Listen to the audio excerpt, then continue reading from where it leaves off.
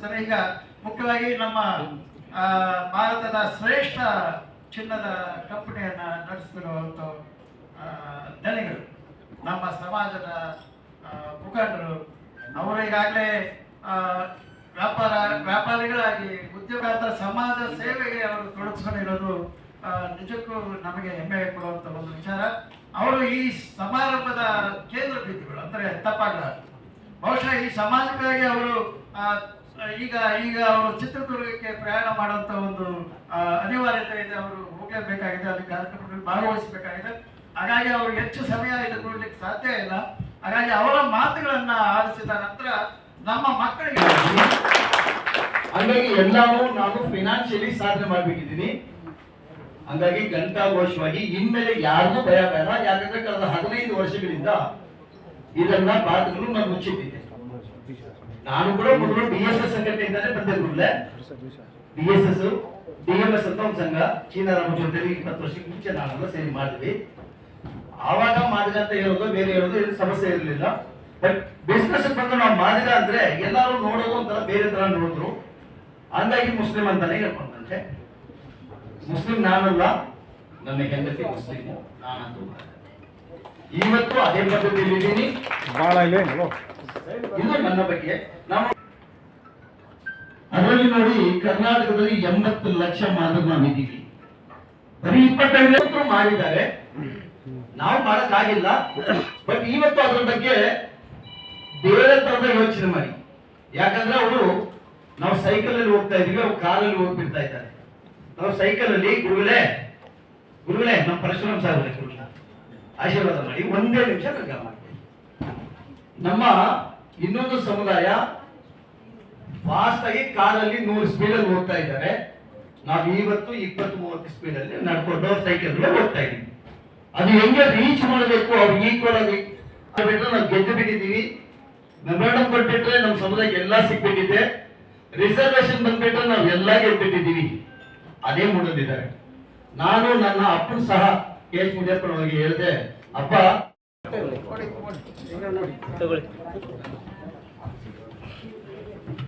ಬನ್ನಿ ಬನ್ನಿ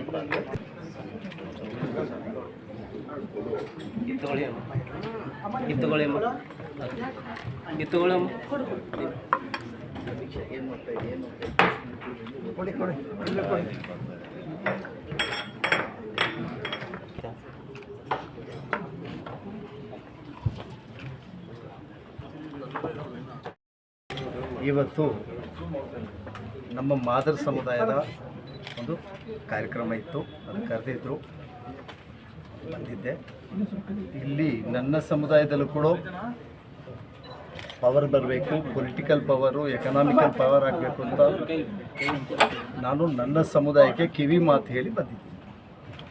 ಸರಿ ಸರ್, ಈಗ ಒಂದು ಏನು ಮಾದಿಗರಿಗೆ ಒಂದು ರಾಜಕೀಯ ಪ್ರಾತಿನಿಧ್ಯ ಸಿಕ್ಕಿಲ್ಲ ಅಂತ ಖಂಡಿತ ಕರ್ನಾಟಕದಲ್ಲಿ ನಾವು 80 ಲಕ್ಷ ಜನ ಮಾದರಿದ್ದೀವಿ. 30-40 ಲಕ್ಷ ಇರೋರೆಲ್ಲ ಮುಖ್ಯಮಂತ್ರಿಗಳು, 80 ಲಕ್ಷ ಇರೋ ಕೌಮು ಅವ್ರ ಕೆಳಗೆ ಕೆಲಸ ಮಾಡೋರಾಗಿದ್ದೀವಿ. ನನ್ನ ಸಮುದಾಯ ಕೂಡ ನಾನು ಹೇಳೋದೇನು ಅಂದರೆ, ನೀವೆಲ್ಲ ಶಕ್ತಿವಂತರು, ಬುದ್ಧಿವಂತರಾಗಿ, ಒಗ್ಗಟ್ಟಾಗಿ ನಾವು ಮಾದರಿ ಒಂದಾಗಿ ಮುಂದಿನ ಭವಿಷ್ಯ, ನಮ್ಮ ಪೀಳಿಗೆ ಭವಿಷ್ಯ, ನಮ್ಮ ಮಕ್ಕಳ ಭವಿಷ್ಯ ಬೇರೆ ಥರ ಮಾಡೋಣ ಅಂತ ನಾನು ಕೇಳ್ತೀನಿ. ಸರಿ, ಸಾಕಷ್ಟು ಬೆಳವಣಿಗೆ ಕೂಡ ಆಗ್ತಾ ಇದೆ ನಿಮ್ಮಿಂದ. ಅರ್ಥ ಆಗಿಲ್ಲ. ಹಿರಿಯೂರು ಉಪಚುನಾವಣೆ ಕೂಡ ಇದೆ ನೋಡಿ, ಹಿರಿಯೂರಲ್ಲಿ ಸಾಕಷ್ಟು ಬೆಳವಣಿಗೆ ಕೂಡ ನೀವು ನಿಮ್ಮ ಇದರಿಂದ ಆಗ್ತಾ ಇದೆ. ನೋಡಿ, ಹಿರಿಯೂರಲ್ಲಿ ಉಪಚುನಾವಣೆ ಬರ್ತಾ ಇದೆ. ಅದರಲ್ಲಿ ನಾನು ಸ್ವತಂತ್ರ ಅಭ್ಯರ್ಥಿಯಾಗಿ ಕಣಕ್ಕಿಳಿತಾ ಇದ್ದೀನಿ. ಅಲ್ಲೂ ಕೂಡ ನನ್ನ ಸಮುದಾಯ 40,000 ಇದ್ದಾರೆ. ನಾನು ಮುಸ್ಲಿಂ ಆಗಿ ಮದುವೆ ಆಗಿ ಮುಸ್ಲಿಂ ಆಗಿ ಬದಲಾವಣೆ ಆಗಿರೋನು, ಅವ್ರು ಕೂಡ ಒಂದು 30,000 ಇದ್ದಾರೆ. ಹಂಗಾಗಿ ನಮ್ಮ ಸಮುದಾಯಗಳು ಒಂದಾದರೆ ಹಿರಿಯೂರಲ್ಲಿ, ನಾನು ಈ 2 ಜಾತಿಗೆ ಮಾತ್ರ ಅಲ್ಲ, ಎಲ್ಲ ಜಾತಿಯಲ್ಲೂ ಕೂಡ ಯಾವ ಗ್ರಾಮದಲ್ಲಿ ಹೋಗಿ ಕೇಳಿ, ಹೊನ್ನಳ್ಳಿ ಬಾಬು ಅಂತ ಕೇಳಿ, ಪ್ರತಿಯೊಬ್ಬರು ಕೂಡ ನನ್ನ ಬಗ್ಗೆ ಒಂಚೂರು ಕೂಡ ಏನು ತಪ್ಪಾಗಿ ಮಾತಾಡಲ್ಲ. ಯಾಕಂದರೆ ಎಲ್ಲರಿಗೂ ಪ್ರೀತಿಯಾಗಿ ನಾನು ನೋಡೋನು. ಬೇರೆ ಜಾತಿಗಳು ಕೂಡ, ಬೇರೆ ಸಮುದಾಯಗಳು ಕೂಡ ನನ್ನ ಹತ್ರ ಯಾರು ಇಲ್ಲ ಅಂತ ಬಂದರೆ ಕೂಡ ನನ್ನ ತಟ್ಟೆಯಲ್ಲಿರೋ ಊಟ ಕೂಡ ಆಯ್ತಪ್ಪ ನೀನು ಮಾಡಪ್ಪ ಎತ್ಕೊಂಡೋಗಪ್ಪ ಅಂದ್ಕೊಡೋದು ಆ ಥರ ನನಗೆ. ಯಾಕಂದರೆ ಊಟದ ಕಷ್ಟ ನನಗೆ ಗೊತ್ತು. ನಾನು ಬೇರೆಯವ್ರ ಮನೆಯಲ್ಲಿ ಕೆಲಸ ಮಾಡಿ 5ನೇ ಕ್ಲಾಸ್ 6ನೇ ಕ್ಲಾಸ್ ಓದಿ ಇವತ್ತು 1000 ಕೋಟಿ ಒಡೆಯಾಗಿದ್ದೀನಿ. ಹಾಗಾಗಿ ಹೊಟ್ಟೆ ಕಷ್ಟ, ಬಡವನ ಕಷ್ಟ ಏನಂತ ನನಗೆ ಗೊತ್ತು. ಹಂಗಾಗಿ ಅದನ್ನು ಮುನ್ಮಾದರಿಯಾಗಿ ಇಟ್ಕೊಂಡು ಹಿರಿಯೂರು ಕ್ಷೇತ್ರದಲ್ಲಿ ನಾನು ಅಭ್ಯರ್ಥಿ ಆಗ್ತಾ ಇದ್ದೀನಿ. ದೇವರ ಆಶೀರ್ವಾದ ಕೊಟ್ಟರೆ ಗೆದ್ದು ಬರ್ತೀನಿ. ಆ ಹಿರಿಯೂರಿನ ತಾಲೂಕಿನ ಜನ ನನ್ನ ಜೊತೆಯಲ್ಲಿದ್ದು ನನಗೆ ಆಶೀರ್ವಾದ ಕೊಟ್ಟರೆ ಖಂಡಿತ ಗೆದ್ದು ಬರ್ತೀನಿ. ಗೆದ್ದು ಬಂದು ಒಬ್ಬ MLA ಹೆಂಗೆ ಕೆಲಸ ಮಾಡಬೇಕು, MLA ಹತ್ರ ಏನು ಜನ ಅಪೇಕ್ಷೆ ಪಡ್ತಾರೆ ಅನ್ನೋದೇ ಈ ಗೆದ್ದು ಬಂದಿರೋ ವ್ಯಕ್ತಿಗಳಿಗೆ ಗೊತ್ತಾಗ್ತಾ ಇಲ್ಲ. ರಾಷ್ಟ್ರೀಯ ಪಕ್ಷದಿಂದ ಅದೆಲ್ಲ ಇರಲಿ, ಇನ್ನು ಮುಂದೆ ದಿನಗಳಲ್ಲಿ ಮಾತಾಡ್ತೀನಿ. ಸದ್ಯಕ್ಕೆ ನಾನು ಹಿರಿಯೂರಲ್ಲಿ ಒಂದು ಆಫೀಸು ಮನೆ ಮಾಡಿ ದಿನ ಜನರ ಸೇವೆ ಮಾಡ್ತಾ ಇದ್ದೀನಿ. ಸರ್, ಇವತ್ತು ಮುನಿಯಪ್ಪ ಅವ್ರಿಗೆ ನೀವು ಹೇಳಿರೋ ಶಕ್ತಿ ಇಲ್ಲ ಅಂದ್ರೆ ಯಾವ ಥರ ಶಕ್ತಿ ಬೇಕು ಸರ್ ಅವ್ರಿಗೆ CM ಆಗೋಕ್ಕೆ? ಸರ್, ಮುನಿಯಪ್ಪ ಮಾತ್ರ ನಿಜವಾಗ್ಲೂ ಎತ್ತು ನಿಂತ್ಕೊಂಡು ನನ್ನ ತಂದೆ ಥರ, ನನ್ನ ತಂದೆ ಸಮಾನ, ನಾನು ತಂದೆ ಅಂತಲೇ ಕರೆಯೋದು. ಸರ್, ಇನ್ನೊಂದು ಆಯಪ್ಪನಿಗೆ ಆಯಪ್ಪ ಮಾತ್ರ ಈ ಸಮುದಾಯಕ್ಕೆ ನಿಂತ್ಕೊತೀನಿ ಅಂತ ಬಂದರೆ ಈ ಸಮುದಾಯ ಅವ್ರು ನಿಂತ್ಕೊಂಡಿದ್ದಾರೆ. ಇಷ್ಟು ದಿನ ಅವ್ರು ಮಾಡಿದ ಕೆಲಸಗಳೇ ನಾವೆಲ್ಲ ನಿಂತಿರೋದು. ಬಟ್ ಆ ಮುನಿಯಪ್ಪ ನನ್ನ ಸಮುದಾಯ ಮುಖ್ಯಮಂತ್ರಿ ಘೋಷಣೆ ಮಾಡಿಕೊಂಡು ಮುಂದಕ್ಕೆ ನುಗ್ಗಬೇಕು ಅಂತ ನನ್ನ ಆಸೆ. ಅವ್ರಿಗೆ ಯಾಕೆ ಸರ್, ಬೇರೆ ಇನ್ನೂ ಆಯ್ತು, ಈ ಸಮುದಾಯ ಮಾದರಿ ಸಮುದಾಯದ ಮುಖ್ಯಮಂತ್ರಿ ಅಂತ ಇದ್ದೀನಿ ನಾನು. ಆ ಮಾದರಿಯಲ್ಲಿ ನಾನು ಇದ್ದೀನಿ, ನಮ್ಮ ಗುರುಗಳು ಇದ್ದಾರೆ, ಮುನಿಯಪ್ಪ ಸಾಹೇಬರು ಇದ್ದಾರೆ. ಬಟ್ ಮುಖ್ಯಮಂತ್ರಿ ಮಾದರಿ ಸಮುದಾಯದ ಆಗಬೇಕು ಅನ್ನೋದು ನನ್ನ ಕೂಗು. ಇಷ್ಟು ದಿವಸ ತಾವು ಯಾಕೆ ಸಮುದಾಯವನ್ನು ಹೇಳ್ತಾರೆ? ಸಮುದಾಯ ತಾವು ಇವತ್ತು ನಾನು ಹೇಳಿದೆ ನಿಮ್ಮ ಮುಂದೆ, ನಾನು ಮಾದಗ ಅಂದಿದ್ರೆ ಇಷ್ಟು ಮಟ್ಟಿಗೆ ಬೆಳೆಯಕ್ಕೆ ಈ ಸಮುದಾಯ ಬಿಟ್ಟಿರುತ್ತಾ ನಿಮಗೆಲ್ಲ ಗೊತ್ತಿದೆ. ಅದೇ ನಾನು ಅಲ್ಲೂ ಕೂಡ ಹೇಳಿತ್ತು. ಇಷ್ಟು ದಿನ ಮುಚ್ಚಿಟ್ಟಿದ್ದು ಯಾಕಪ್ಪ, ಕಾರಣ ಏನು ಅಂದರೆ ಬೆಳಿಬೇಕು. ಎಷ್ಟು ಮಾದ್ರಪ್ಪ ಇಷ್ಟು ದೊಡ್ಡ ಸಾವಿರಾರು ಕೋಟಿ ಒಡೆಯರಾಗಿದ್ದಾರೆ ಗೊತ್ತಿದೆಯಾ ನಿಮಗೆ? ನಮ್ಮ ಮಾದ್ರ ಕಷ್ಟ ನಮ್ಮ ಗುರುಗಳಿಗೆ, ನಮ್ಮ ಪರಶುರಾಮ ಗುರುಗಳಿಗೆ ಒಂದು ಕಾರ್ಯಕ್ರಮಕ್ಕೊಳಗೆ ಕೂಡ ಬಿಟ್ಟಿಲ್ಲ. ಒಂದು ಕಾರ್ಯಕ್ರಮಕ್ಕೊಳಗೆ ಕೂಡ ಮಾದಗ ಅಂತ ಗೊತ್ತಾಗಿದ್ದ ತಕ್ಷಣ ಒಳಗೆ ಬರಬೇಡ ಅಂತ ಆ ಹೇಳೋ ಸಮುದಾಯನೇ. ಬಟ್ ಇವತ್ತು ನಮ್ಮ ದೊಡ್ಡವರೆಲ್ಲ ಮಾಡಿರೋ ಹೋರಾಟಗಳಿಗೆ ಫಲ ಇವತ್ತು ನಾವು ಕೂಡ ಮಾದ್ರು ಅಂತ ಹೆಮ್ಮೆಯಿಂದ ಹೇಳುವುದು ಶಕ್ತಿ ಬಂದಿದೆ. ಆ ಸಂದರ್ಭ ಬಂದಿದೆ, ಅದಕ್ಕಾಗಿ ನಾನು ಮಾದಿಗ ಅಂತ ಡಿಕ್ಲೇರ್ ಮಾಡ್ತಾ ಇದ್ದೀನಿ. ಈಗ ಮಾದಿಗರಾದ ಮೇಲೆ ಮುಂದಿನ ದಿನಗಳಲ್ಲಿ ಏನು ಮಾದಿಗ ಸಮಾಜದವರು ಮುಖ್ಯಮಂತ್ರಿ ಅಂತ ಬಯಸ್ತಾರಲ್ಲ, ಅದು ನಮ್ಮ ವಿಷಯ ಬಾಬೂರೇ ಆಗಲಿ ಅಂತ ಎಲ್ಲರೂ ದಯವಿಟ್ಟು ಆಶೀರ್ವಾದ ಮಾಡೋದು ಒಳ್ಳೆಯದು ಅಂತ. ಯಾಕಂದರೆ ಇನ್ನು ಯಂಗ್ ಆ್ಯಂಡ್ ಎನರ್ಜಿ ಸಿಕ್ಕಿದೆ, ಅವರೆಲ್ಲರಿಗೂ ಸ್ವಲ್ಪ ವಯಸ್ಸಾಗಿದೆ.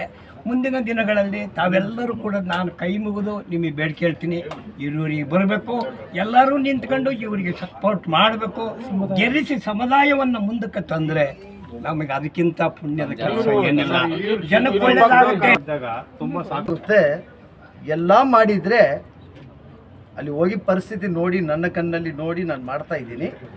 ಬಟ್ ಇಲ್ದಿರೋ ವ್ಯಕ್ತಿ ಬಗ್ಗೆ ಮಾತಾಡೋದು ಬೇಡ ಅನ್ನೋ ಒಂದು ಗೌರವದಿಂದ ಯಾವುದು ಮಾತಾಡ್ಬಾರ್ದು. ನೀರಾವರಿ ಸಮಸ್ಯೆ ಸಾಕಷ್ಟಿದೆ. ಇವತ್ತು ಮೊನ್ನೆ ಕೂಡ ಕೆಲವು ನೀರಾವರಿ ಯೋಜನೆಗಳನ್ನು ಕೂಡ ಮಾಡಬೇಕಂತ ಹೇಳಿ ರೈತರು ಪ್ರತಿಭಟನೆ ಮಾಡಿದ್ರು. ತಾವು ಕೂಡ ಹೋಗಿದ್ರಿ, ಮುಂದೆ ತಾವು ನೋಡಿ, ಒಂದು ಡ್ಯಾಮ್ ಇದೆ, 135 ಅಡಿ ನೀರು ತುಂಬಿ ತುಳುಕ್ತಾ ಇದೆ. 1 ಕಿಲೋಮೀಟ್ರಲ್ಲಿ ಕುಡಿಯೋಕ್ಕೆ ನೀರಿಲ್ಲ.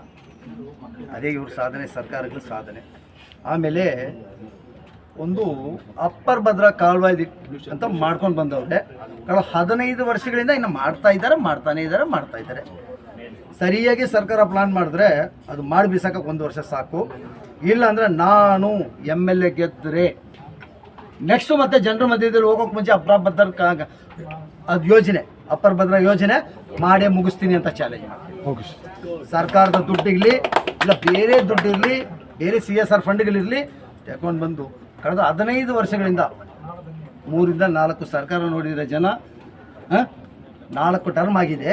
4 ಟರ್ಮಲ್ಲಿ ಒಂದು ಕಾಲುವೆ ತಗೊಂಡು ಬಂದು ನೀರು ಕೊಡೋಕ್ಕಾಗಿಲ್ಲ ಅಂತ ಸರ್ಕಾರಗಳ ಅಡಿಯಲ್ಲಿ ನಾವು ಬದುಕ್ತಾ ಇದ್ದೀವಿ. ಇದು ಬದಲಾವಣೆ ಬರಬೇಕಂದ್ರೆ ಬದಲಾವಣೆ ಯೋಚನೆ ಮಾಡೋ ವ್ಯಕ್ತಿಗಳು ಬಂದು ಕೂತ್ಕೋಬೇಕು. ಅದಕ್ಕೆ ಒಂದು ಮುಂಚು ಸೂಚನೆ ನಾನು ಹಿರಿಯೂರಿಗೆ ಹೋಗ್ತಾ ಇದ್ದೀನಿ. ಸರ್, ಈಗ ಸ್ವಾತಂತ್ರ್ಯ ಅಭ್ಯರ್ಥಿಯಾಗಿ